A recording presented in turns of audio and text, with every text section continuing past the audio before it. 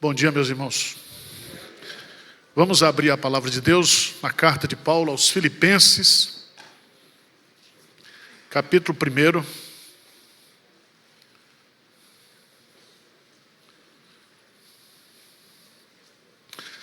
A partir do versículo 19, de 19 a 30.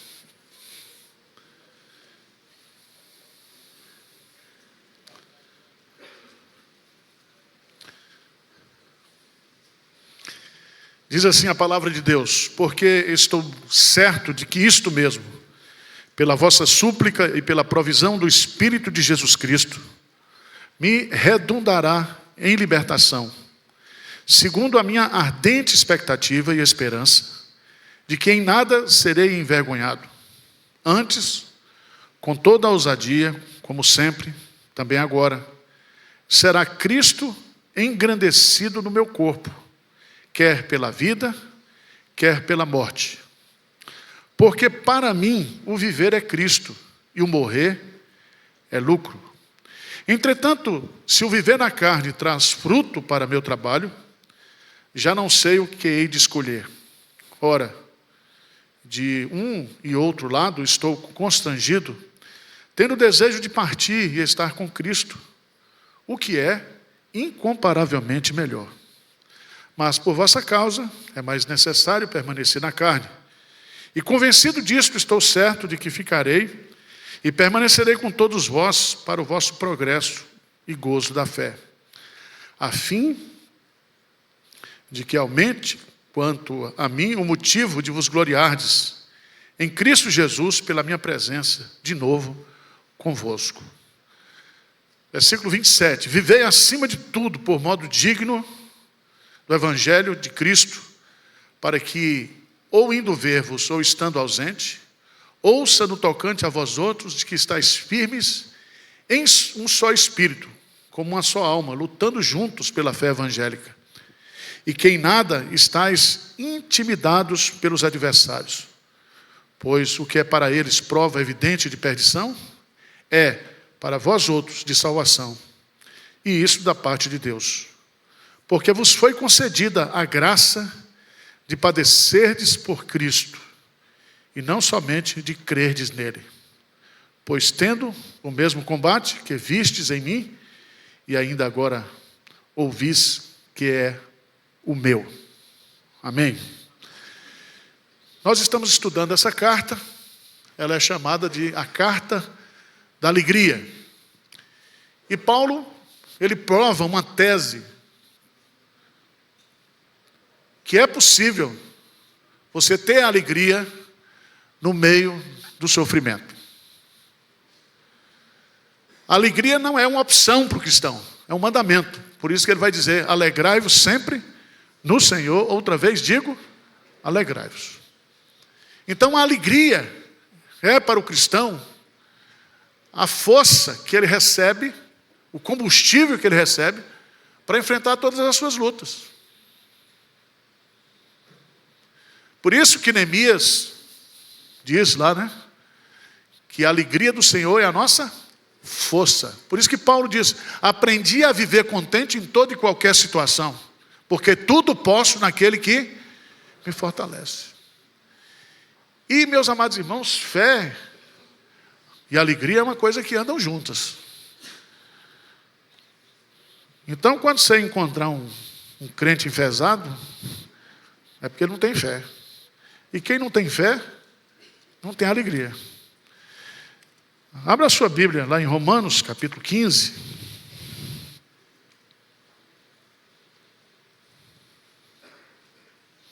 Versículo 13. Grifa esse versículo aí para você meditar durante a semana nesse versículo. Porque tem muita coisa triste acontecendo ao nosso redor. E a nossa alegria deve ser ultra circunstancial. Vamos ler juntos? Romanos 15, 13. E o Deus da esperança vos encha de todo gozo e paz no vosso crer, para que sejais ricos de esperança no poder do Espírito Santo. Amém. Então veja aí que a alegria está relacionado com crer. E isso nos leva também à esperança no poder do Espírito Santo. Paulo está preso, ele já agradece aí na parte inicial, versículo 12, que as coisas que estão acontecendo com ele está contribuindo para o progresso do Evangelho. E aí no versículo 18 ele termina dizendo: todavia o que me importa? Uma vez que Cristo de qualquer modo está sendo pregado, quer por pretexto, quer por verdade, também com isso me regozijo, sim, sempre me regozijarei. Paulo diz, apesar das motivações daqueles que estão pregando a Cristo não serem corretas, mas eles estão pregando a Cristo. E quando Cristo é pregado, o Espírito Santo age. Tá certo? Então não ponha limites, né, de achar que Cristo só converte no seu arraial, né? Cristo converte gente em tudo quanto é lugar. É na prisão, como converteu a casa de César, a guarda pretoriana, no estádio de futebol, na igreja, em qualquer lugar. O vento sopra onde quer. É assim todo aquele que é nascido do Espírito Santo. Mas Paulo está com um dilema. Ele está com um dilema, ele está com assim, eu não sei se eu morro ou se eu fico vivo. E ele confessa aqui, né? Ele confessa. Veja lá. Versículo 19. Porque estou certo de que isso mesmo, pela vossa súplica e pela provisão do Espírito de Jesus Cristo, isso me redundará em libertação. Então ele está preso. Ele diz, eu estou certo de que por causa das orações que vocês estão fazendo por mim e por causa da assistência do Espírito Santo, eu vou ser liberto. Eu não vou morrer. E aí ele diz, versículo 20, segundo a minha ardente expectativa e esperança de que em nada serei o quê? Envergonhado. Nem na prisão, nem fora da prisão. Cristo vai me honrar. Antes, com toda ousadia, como sempre também agora, será Cristo engrandecido no meu corpo, quer pela vida, quer pela morte. Então, se eu morrer, Cristo vai ser engrandecido. Se eu ficar vivendo, Cristo será o quê? Engrandecido. Meus irmãos, e aí vem um resumo. Paulo, numa sentença, ele resume qual é a sua filosofia de vida. Ele diz, para mim, o viver é Cristo e o morrer é lucro. Você tem coragem de dizer isso? O viver é Cristo. E eu estou estudando, estou lendo um livro, tem umas 700 páginas mais ou menos, só sobre o pensamento de Paulo. E para Paulo, Cristo é tudo. Cristo é tudo. Veja, por favor, lá em Gálatas, capítulo 2,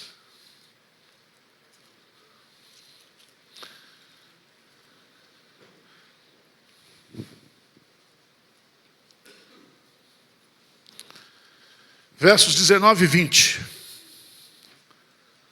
Vamos ler juntos? Gálatas 2, 19 e 20, o que Paulo diz aí? Porque eu, mediante a própria lei, morri para a lei, a fim de viver para Deus. Estou crucificado com Cristo. Logo, já não sou eu quem vive, mas Cristo vive em mim. E esse viver que agora tenho na carne, vivo pela fé no Filho de Deus, que me amou e a si mesmo se entregou por mim. Veja que profundidade ele coloca aqui, né? Já não sou eu quem vive, mas o quê? Cristo vive em mim. E você sabe que Paulo, ele ensinou em Romanos capítulo 8 que o projeto de Deus é nos conformar à imagem de Jesus. Então, para Paulo, Cristo era tudo. E o encontro que ele teve lá em Damasco, ele teve um encontro com Cristo. E Cristo perguntou: Saulo, Saulo, por que você me persegue? E a partir daquele momento da sua conversão, Cristo foi tudo para Paulo. Se fosse eu dizia, para mim o viver é o dinheiro. E o morrer, não sei o que vai dar, não, perdição, né? Troca a palavra aí, põe você aí. Para mim o viver é minha família. Para mim o meu viver é o trabalho. Para mim o meu viver é títulos. Põe o que você quiser. Não vai dar certo. Porque se você tirar Cristo, não vai ter lucro. Vai ter prejuízo.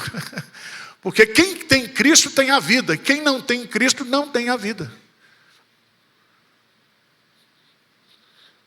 Vou cantar a música de R.R. Soares. Estou seguindo a Jesus Cristo. Este caminho eu não desisto. Ele roubou isso da gente. A gente cantava isso no apartamento da mocidade. Cristo é tudo. Cristo é tudo. Mas Paulo, ele é de um amor, tem um coração pastoral muito grande. Ele diz no versículo 22, o que ele diz aí?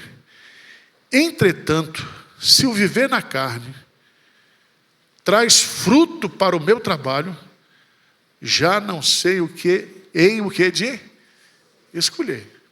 Então, já que se eu estiver vivo, eu vou abençoar a vida de vocês, eu vou continuar cuidando de vocês pastoralmente, eu agora não sei o que eu vou escolher. Se é morrer ou ficar vivo.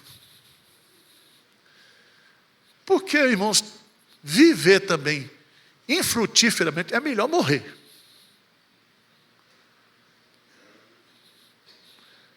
E João, capítulo 15, ele diz: nisto é glorificado meu Pai, que vocês deem muitos frutos. Eu vos escolhi, vos nomeei para que vades e deis fruto. Uma vida infrutífera não tem sentido. Mas Paulo, ele vai caminhando. Versículo 23. Ora, de um ou de outro lado estou constrangido. Eu tenho o desejo de partir e estar com Cristo, o que é o quê? Incomparavelmente melhor. Não dá para comparar. E aliás ele coloca lá em 2 Coríntios, capítulo 4, né? 2 Coríntios, capítulo 4.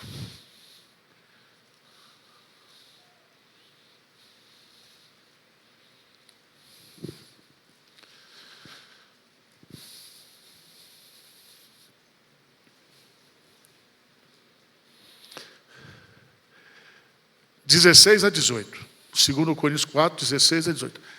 Paulo, presta atenção, Paulo entendia que o sofrimento dele fazia parte da sua missão. Então, para ele, sofrimento está no pacote.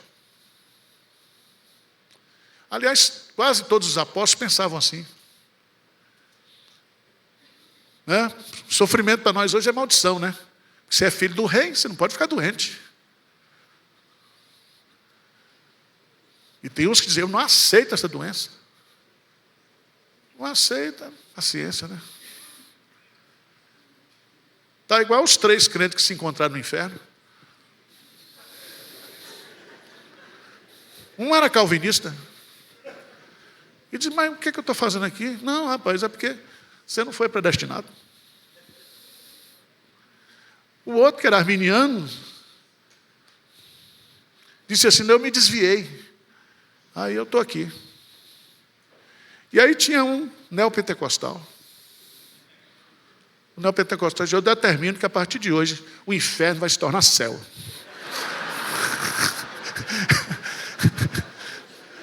Resolve. Você determinar, meu filho, não resolve nada. Eu sei que você é poderoso, mas não resolve. Eu não aceito isso, Meu irmão, aceita. Tenha serenidade para aceitar aquelas coisas que você não pode mudar. Tá bom? Paulo dá uma aula para a gente aqui, coisa linda. Versículo 16. 4,16. Por isso não desanimamos. Pelo contrário, mesmo que o nosso homem exterior se corrompa, contudo o nosso homem interior se renova de dia em dia. Então por fora está acabando, mas por dentro está o quê? Se renovando. Mesmo você tomando mão de água. Agora leia o verso 17 comigo. Ele diz o quê? Porque a nossa leve e tribulação produz para nós eterno peso acima. Presta atenção. Ele usa 2 adjetivos aí para tribulação. Ela é leve e ela é o quê? Momentânea. Quando você compara isso com o peso da glória, que é eterna. Então você só vai sofrer aqui uns 80, 90 anos, 100, 120, mas depois, meu filho, é só graça, é só gozo. Por isso que Paulo fala, para mim, estar com Cristo é o quê? Incomparavelmente melhor. Mas vamos lá. Vocês estão gostando da aula? Está muito chata. Me esforço, né? Mas você sabe.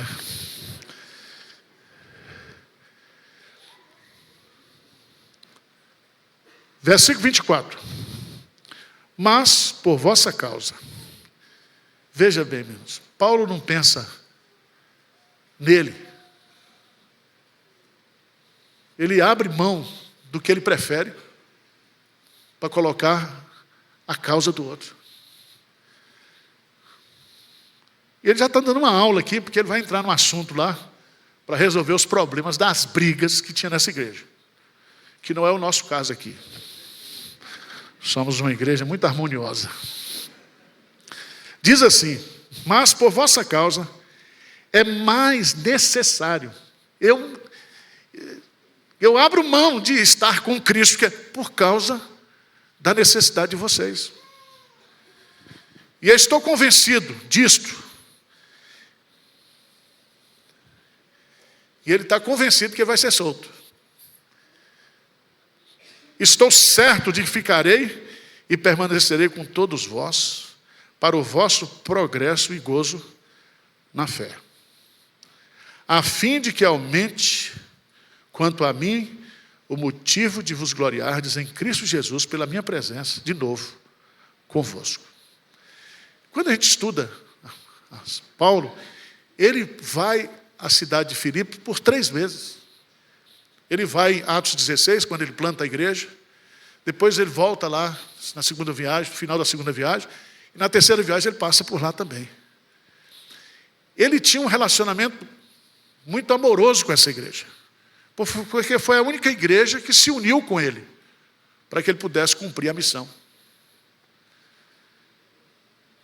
Então, meus irmãos,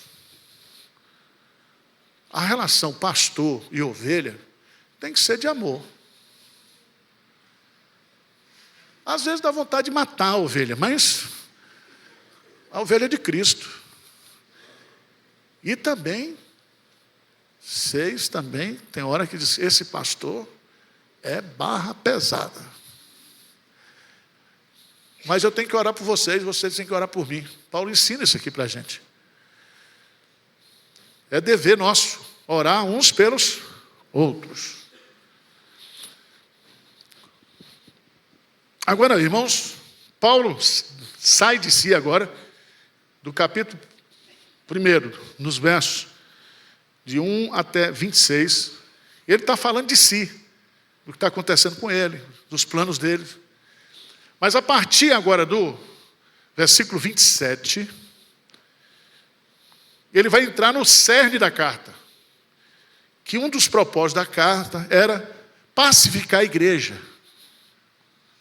Pacificar a igreja. Quem é que mais briga na igreja? São os homens ou são as mulheres? Sem preconceito. Lá na igreja, veja lá no capítulo 4, versículo 2. Diz assim: rogo a Evódia e rogo a Sintique, tenha esse concordimento no Senhor. A ti, fiel companheiro de julgo, também peço que auxilies, pois juntas se esforçaram comigo no Evangelho, também com Clemente e com os demais cooperadores meus, cujos nomes se encontram no livro. Os nomes estão no livro da vida, mas o pau canta na igreja. Havia uma confusão lá que Paulo está querendo resolver. Essa carta foi escrita depois que Timóteo foi lá e pegou todas as informações e trouxe para Paulo. E aí você vai entender, a partir do versículo 27, aqui ele tem um imperativo que está no presente contínuo. Vivei. Vivei. Essa expressão, vivei, é uma expressão muito bonita no grego, essa ordem. Primeiro, ele está mostrando para a gente que cristianismo é o quê? Vida. E se você se lembrar, quando ele fala vivei de forma digna, ou acima de tudo, por modo digno do Evangelho de Cristo Jesus. Acima de tudo, significa assim, apesar de qualquer coisa, vocês têm que viver. Esse verbo, viver, está ligado à cidadania. Cidadania.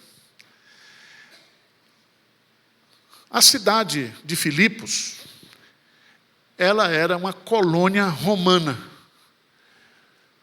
Colônia romana. Veja, por favor, lá em Atos 16. Atos 16.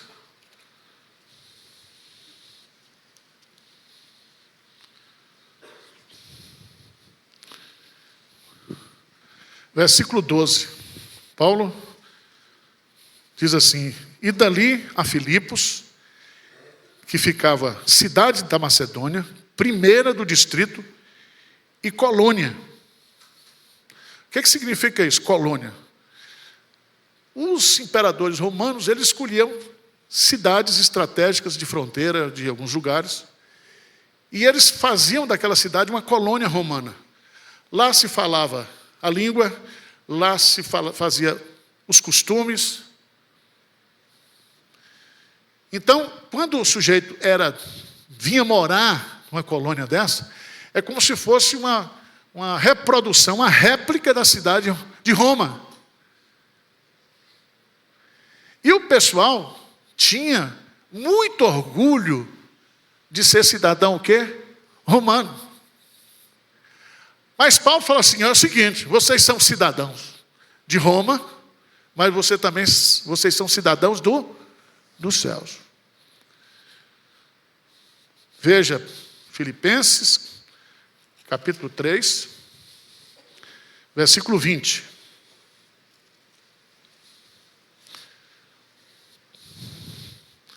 O que diz aí? Pois a nossa pátria está nos céus, de onde também aguardamos o Salvador, o Senhor Jesus Cristo. Então, nós temos uma cidadania o quê? Celestial. Então, quando Paulo diz aqui em Filipenses, vivei acima de tudo, por modo digno do Evangelho de Cristo. Então, a vida de vocês, o comportamento de vocês, a conduta de vocês, porque vocês são cidadãos celestiais, tem que ser de acordo com o Evangelho de Cristo. A cidadania romana é terrena. Nós temos uma pátria superior, uma pátria celestial.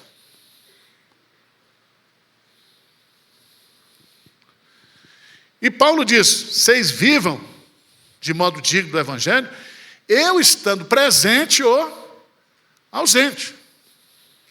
Ou seja, independentemente da minha fiscalização, vocês vivam de modo digno do Evangelho. E aí ele vai colocar algumas coisas que eu acho interessante aqui.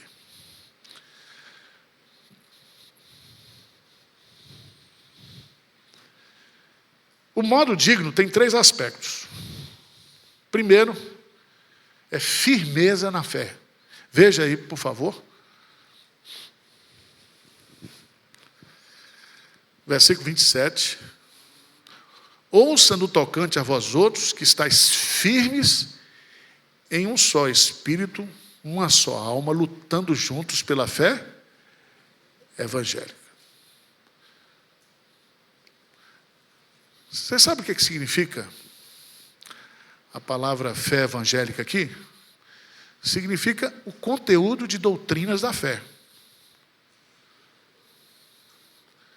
Por exemplo, quando Paulo diz assim: combati o bom combate, acabei a carreira e guardei a fé. Que fé que ele está dizendo que guardou? É justamente a doutrina do Evangelho. Então Paulo diz assim: vocês fiquem firmes. Veja lá, ele vai usar lá no capítulo 4 de Filipenses 4:1.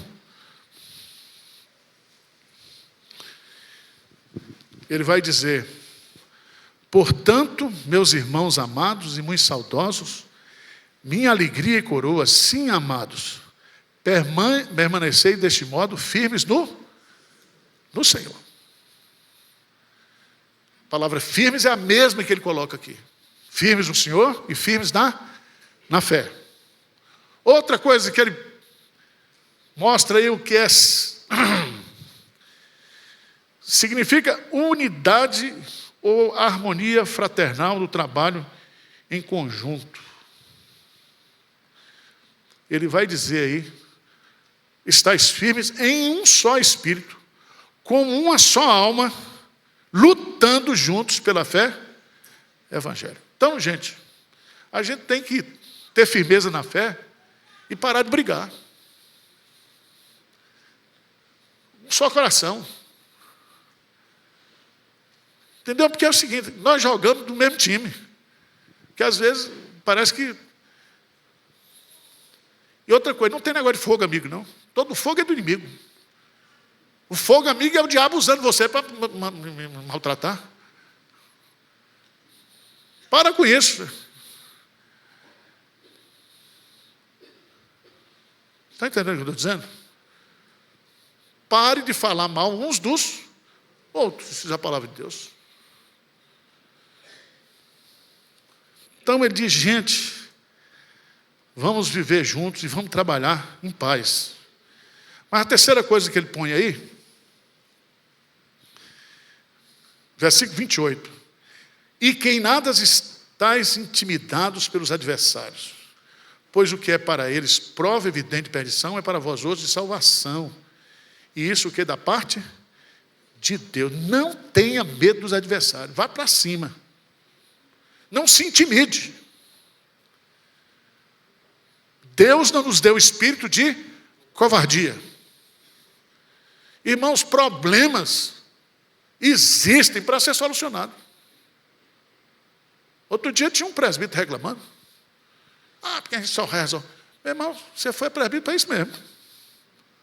Aqui todo mundo é problemático. Inclusive você. Você acha que é fácil de aguentar? É assim, nós estamos aqui para resolver problemas. Não chega aqui um normal.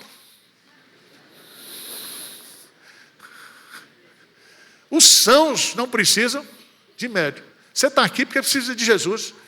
Você precisa ser tratado pela graça de Deus. Está certo? E bem-aventurados os misericordiosos, porque alcançarão o quê? Misericórdia. Então Paulo diz: gente, não fica com medo não. Vamos enfrentar os defensores do gnosticismo, dessa seita herética, desse legalismo judaico, desse ascetismo, desse misticismo das religiões de mistério. Vamos enfrentar tudo.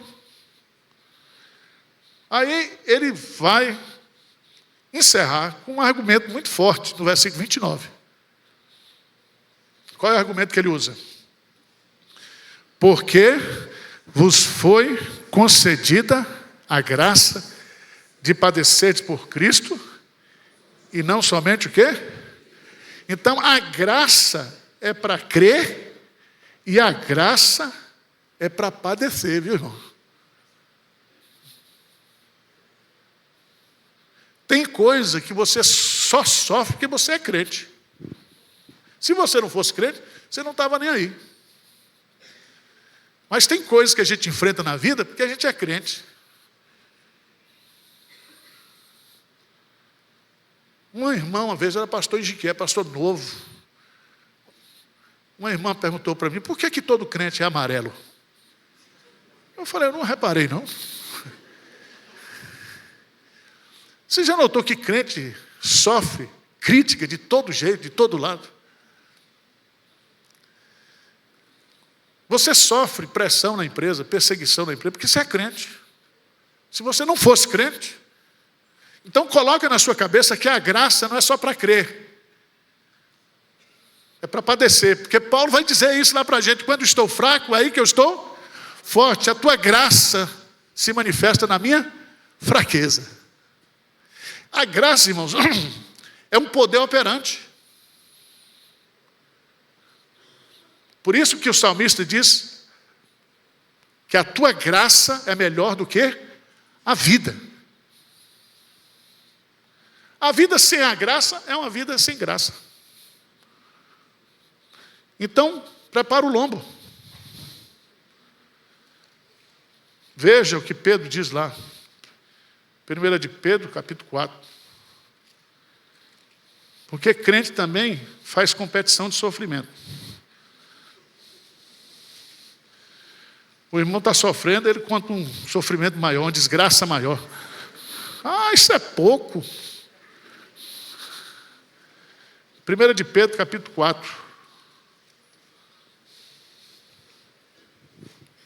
Versículo 12.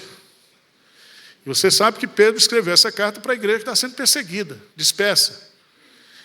Ele diz lá, capítulo 4, versículo 12, amados. Então, se ele chama de amados, significa que sofrer não é deixar de ser amado por Deus, não, tá? Amados, não estranheis o fogo ardente que surge no meio de vós, destinados a provar-vos, como se alguma coisa, o quê? Extraordinária estivesse acontecendo. É a Bíblia do pastor Hernandes. A Bíblia é para mulher extraordinária. Então, se você é ordinária, nem compre. Então, faz parte do pacote o sofrimento, as provações. E aí, meus amados irmãos, ele vai dizer: pelo contrário, alegrai-vos na medida que sois co-participantes do sofrimento de Cristo, para que também na revelação da sua glória vos alegreis exultando. Se é pelo nome de Cristo sois injuriados, bem-aventurados sois, porque sobre vós repousa o Espírito da glória de Deus. Não sofra, porém, nenhum de vós como assassino ou ladrão, ou malfeitor, ou como se intromete em negócio o quê? De outros. Mas se sofrer como cristão, não se envergonhe disso. Antes, glorifique a Deus por esse nome. Isso foi Pedro que mandou esse recado para nós aqui. E Paulo diz, versículo 20, 30, ele diz: o combate que vocês têm é o que eu tenho também. Então nós estamos juntos nessa luta aí. Vamos caminhar mais um pouquinho?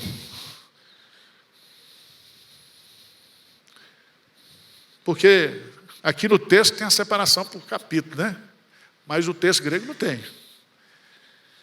Vamos ler juntos, por favor. Capítulo 2, de 1 a 4. Vamos lá? Bem forte.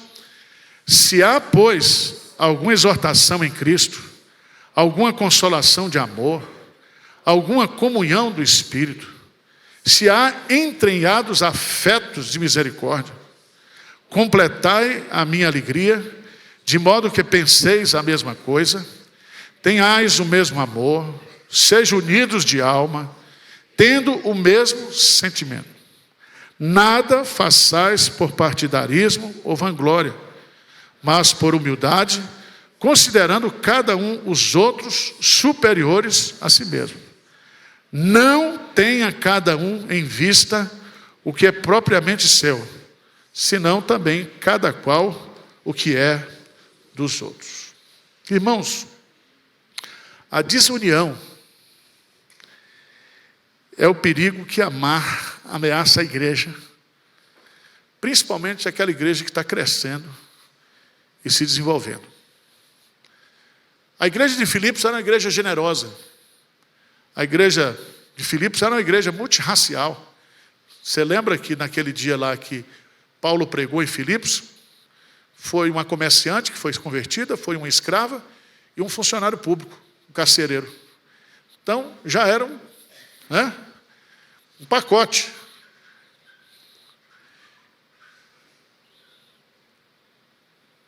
E se a gente não tiver cuidado, o diabo, ele semeia entre nós o quê? Contendas.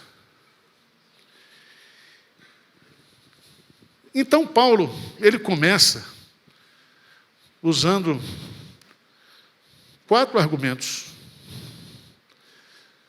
Se há ou existe alguma motivação em Cristo para sermos unidos. Segundo, se existe alguma comunhão que é produzida pelo Espírito Santo que nos leve à união. Se vocês têm experimentado das ternas misericórdias e da compaixão de Cristo, aí ele diz, completem a minha alegria sendo unidos, humildes e solícitos. Paulo está fazendo isso, está fazendo esse apelo aqui, porque depois ele vai apresentar a referência que é Cristo, o modelo. Mas veja aí, quais são as 3 grandes causas da desunião que prejudicava a igreja de Filipe e que não tem aqui em Pinheiros. A primeira delas é a projeção pessoal.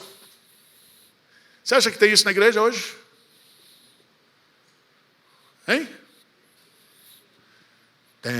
Tem celebridade. Essa semana eu fiquei frustrado, porque apareceu na internet 40 pastores, pregadores, e eu não saí. Saiu até o pregador mirim. E o pastor Hernando de último lugar. Fiquei até sem dormir. Nós estamos vivendo um mundo assim, de disputa, de quem tem mais seguidor, quem não tem seguidor. E lá, veja que ele diz, nada façais por partidarismo e vanglória. Alguns irmãos na igreja faziam as coisas por ambição egoísta, por vanglória, buscando não o melhor para a igreja, mas a sua projeção o quê? Pessoal. Eu sou o cara. Eu vou dizer para você, tem uns crentes que eles se acham insubstituíveis. Sabia disso? E ele não sabe que quando ele morrer, ninguém vai se lembrar dele. Como aquele rei lá que morreu. Eu me lembro quando eu era pastor jovem, lá em Olinda, teve um presbítero exponencial e tal. Eu disse, pastor, eu quero pintar a igreja. Eu vou dar uma oferta. Mas tem que pintar da cor que eu escolher. Eu falei, fica com o seu dinheiro e vá para ele, bate reto. Só faltou botar o nome dele lá. Olha, irmãos, nós temos uma filosofia aqui em Pinheiros. Isso começou comigo, com o Milton, que nós não botamos placa de nada. Obra feita. Tudo é feito por Deus, irmãos. Tem gente que gosta de placa. E os vereadores querem me dar título de cidadão paulistano. Eu falei, não fiz nada para São Paulo, não, pai. Basta, quando eu morrer, botar aqui, Marginal Arival. Só isso. Eu fico muito honrado. Marginal Lula, Marginal Arival. Pronto. Do lado de lá e do lado de cá.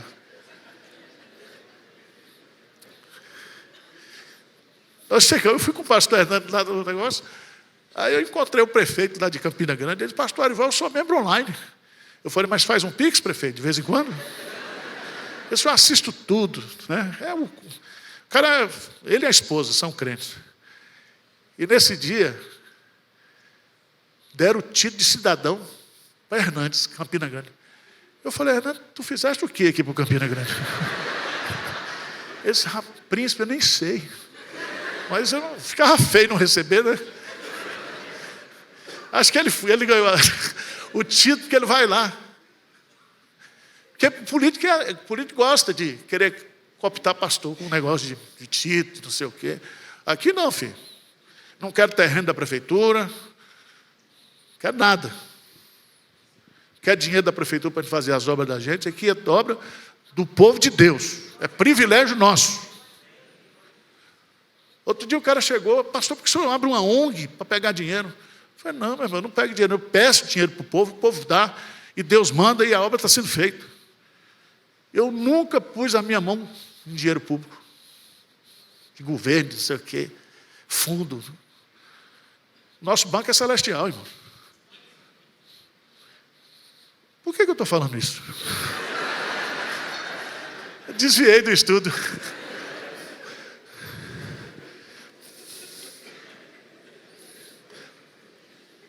Muitas vezes fazemos as coisas na igreja para projetar nossa imagem.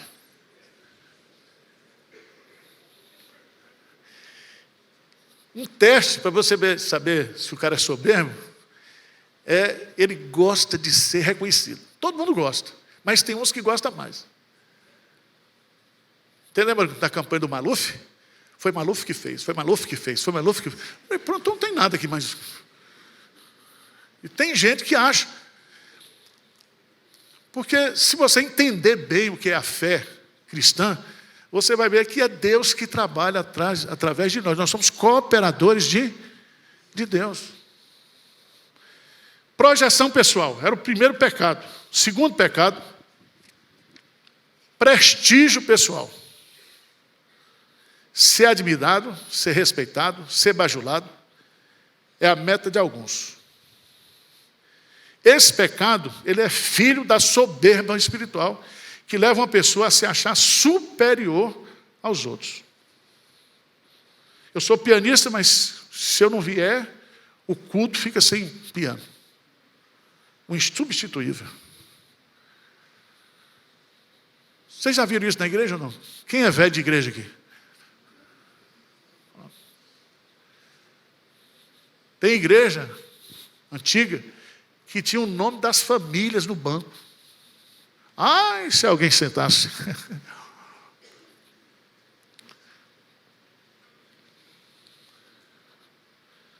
Vamos lá. Lucas 18, versos de 9 a 14, tem um exemplo muito prático para nós que Jesus deu.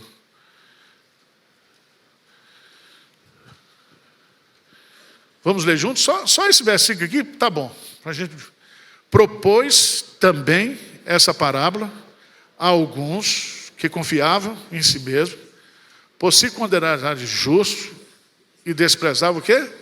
Os outros. Então, essa parábola que Jesus contou tem um auditório específico. Você e eu. Porque sempre nós nos achamos superiores. Faz um teste, chama o cara de pecador e diz, mas o senhor também é, pastor. Eu falei, não, rapaz, eu estou dizendo só que você é. Eu sou mais. A gente reconhece quando faz a oração de confissão de pecado que é pecador. Mas se alguém chamar você de pecador, você não gosta.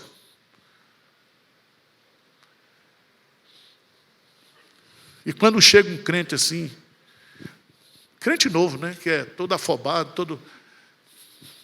Aí os crentes, mas esse aí não vai longe. Parece que está até desejando que o cara...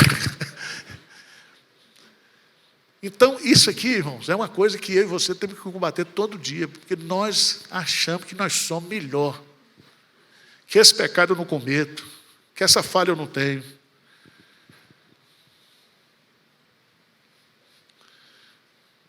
Cuidado, porque se você se julga superior a outro, se você é alguém que confia em si mesmo, por se considerar mais justo, Jesus afirma que Deus o quê? Resiste aos soberbos, porém dá graça aos os humildes. Terceiro pecado, interesse pessoal. Você acha que tem isso? Estão brigando aqui até para sentar.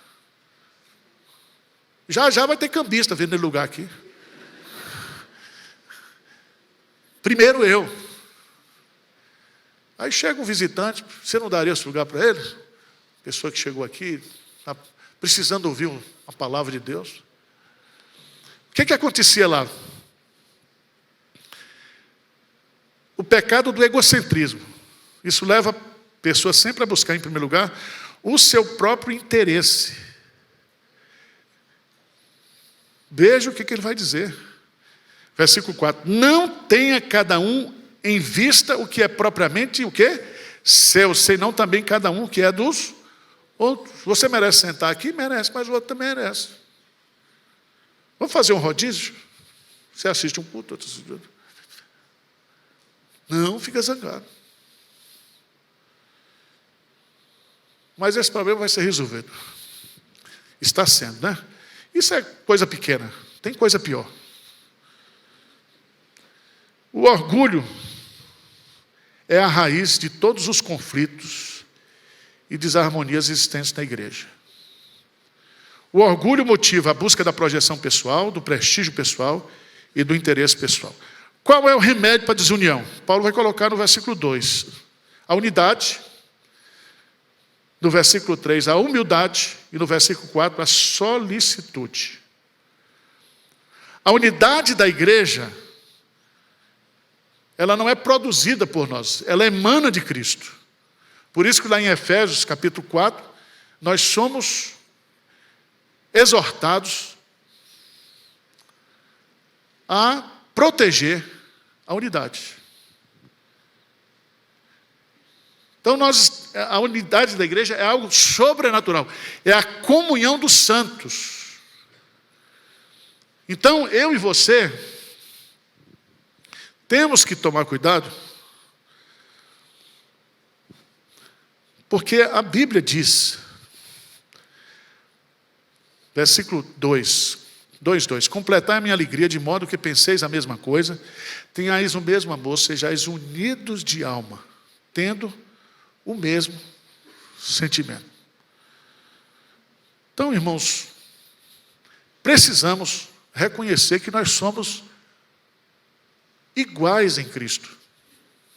Se nós estamos unidos a Cristo, não tem ninguém, nenhum crente aqui melhor do que o outro.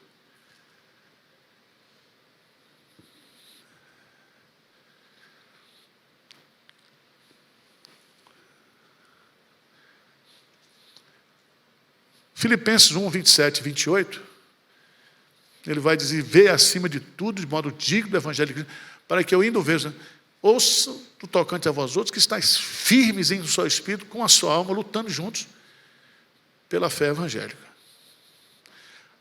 Presta atenção, a gente pode divergir e ter discussões quando o assunto é estratégia, quando o assunto é como é que a gente pode chegar lá. Mas do ponto de vista espiritual, doutrinário, nós temos que ter o quê? Unidade. Por exemplo, Atos 15. A primeira parte tem um concílio lá em Jerusalém.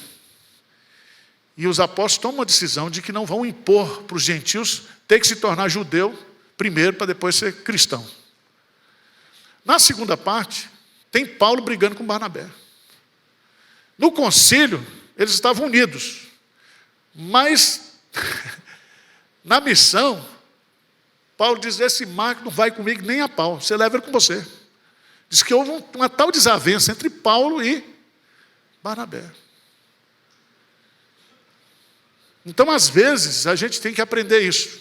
Podemos ter divergência acerca de estratégias, mas se o nosso coração, nós amamos a igreja, nós queremos o melhor para a igreja, e menos eu e mais Cristo, aí a coisa vai.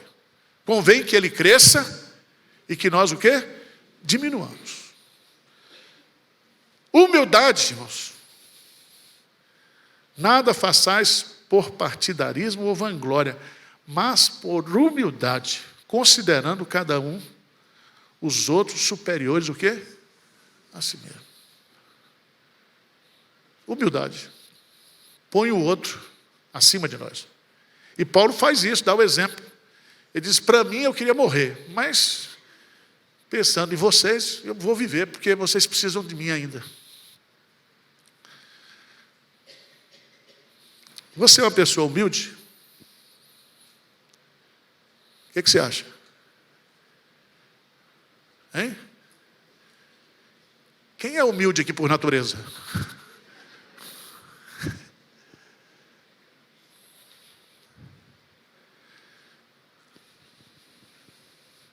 O apóstolo Paulo, ele cresceu na escola da humildade e se colocava como um exemplo a ser imitado. Em 1 Coríntios 11, 1, Paulo diz assim, sede meus imitadores, como também sou de Cristo. Eu não tenho condição de fazer esse versículo, não é para mim não.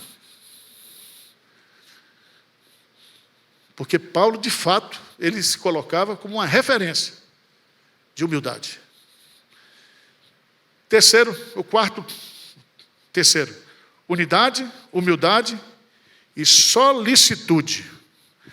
O que significa essa palavra? Paulo apresenta a solicitude como uma virtude que leva a pessoa a buscar não somente os seus interesses, mas também os interesses dos outros.